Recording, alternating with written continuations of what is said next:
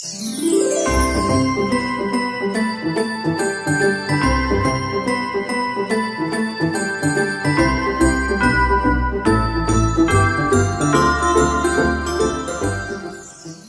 guys! Hello guys! Good morning! Pupunta po kami sa palengke. Bibili na po kami ng kaunting ihahanda po namin. At sa grocery at sa Photoshop. Kasi ipapayos ko yung picture ng nanay ko at ng kapatid ko na namatay. Makikita nyo po yung kung saan ko ilalagay. Let's go, Dora. Dora.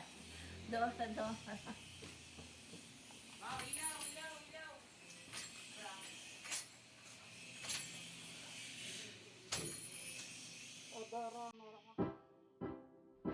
Oh, Christmas.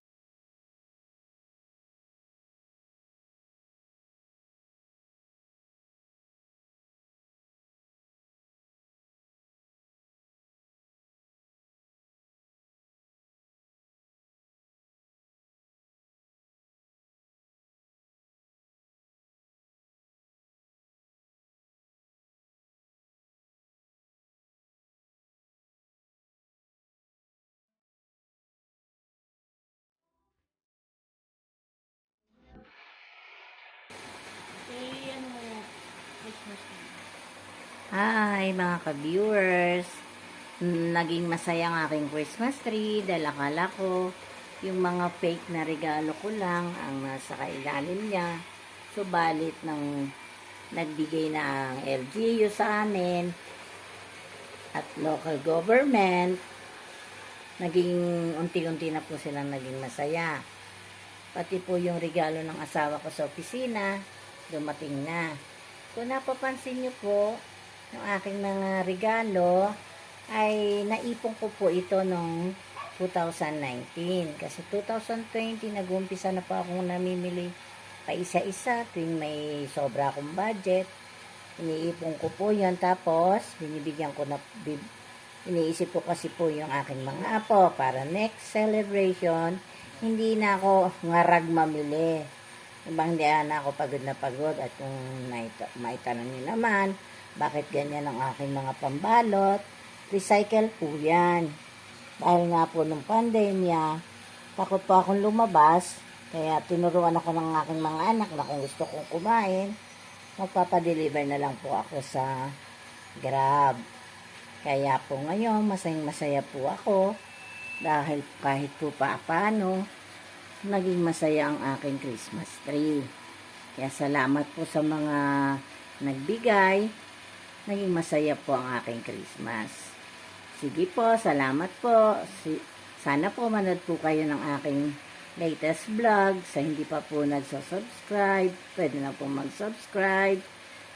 Click the notification bell para po updated kayo sa aking video.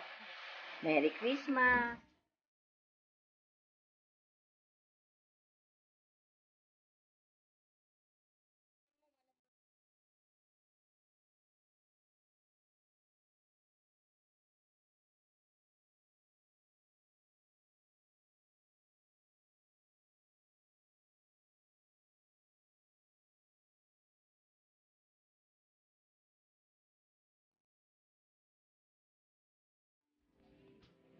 Saan?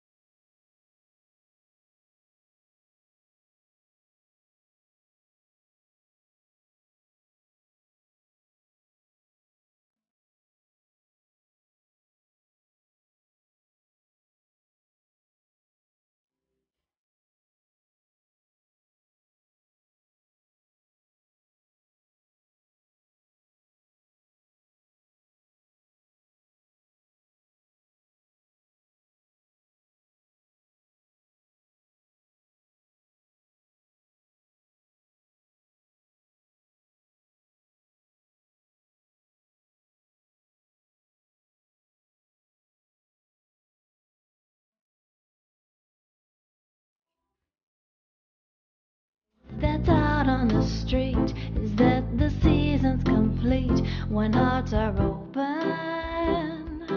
Everyone out there deserves a little bit of love, tenderness, and smiles so sincere. Now's the time to reach out and to brighten someone's day. The magic of the holidays is here.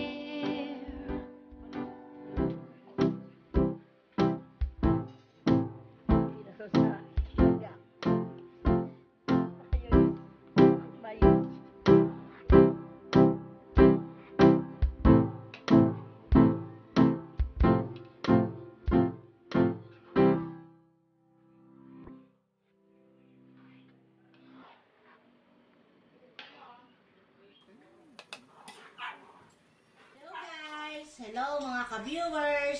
Bali, nandito tayo ngayon. Gagawa tayo ng isang recipe na susubukan ko ulit. Gagamit tayo ngayon dyan ng cake, cupcake. Dalawang flavor ang ginamit ko. Isang mocha at saka isang choco.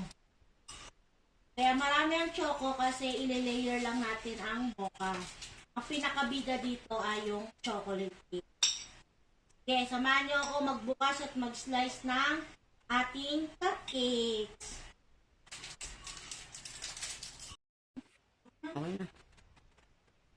Bali ito guys, tapos na natin balatan yung ating gagamitin cupcake at hiniwa ko na rin siya sa gitna. Ngayon, itong ating gagamiting creamsada na chinil natin for overnight. Gagamitan natin siya ng hand mixer. Pinubuksan ko na siya. Ito ang itsura niya pag chinil mo siya ng overnight. Medyo buo pala, no? Ito po ang creamsada. Lalahatin ko na siyang i-mix. I-hand mix mamaya para ito try lang din ulit kasi hindi ko alam kung ilang creamsada ang magagamit. Okay na nabuksan. Para sa 3 balot ng cupcake.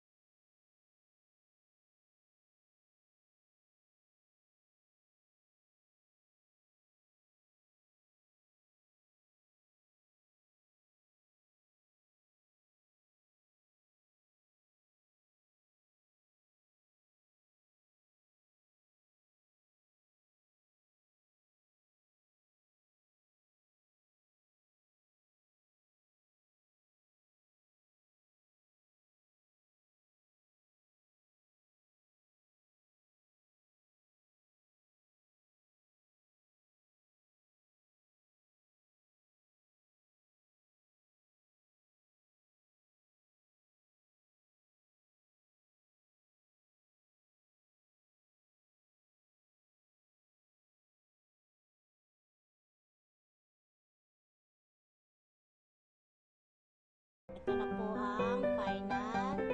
Ito na po yung una nating gawa. Ito na po yung una nating nagawa. Natapusin lang natin to at papakita ko ulit sa inyo mamaya. Ito na po ang ating last container.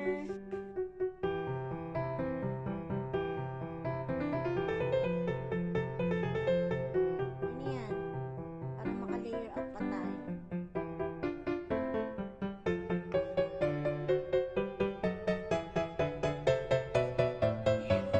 Hirap na hirap po siya mga kaibigan. Lumiliyad na po, nagiging Pilita Corrales na po si Christian Noel. Naku, huwag nang bumawas na. Di pa itong bawas ang... Patapos na. Sige na, tama na yan. Layer na.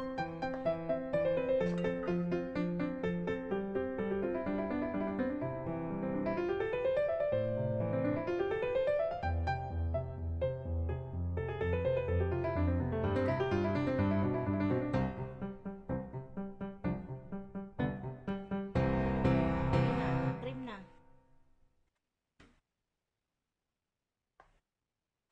Ganyan din yung gawa mo kaganina. Hindi mo inano.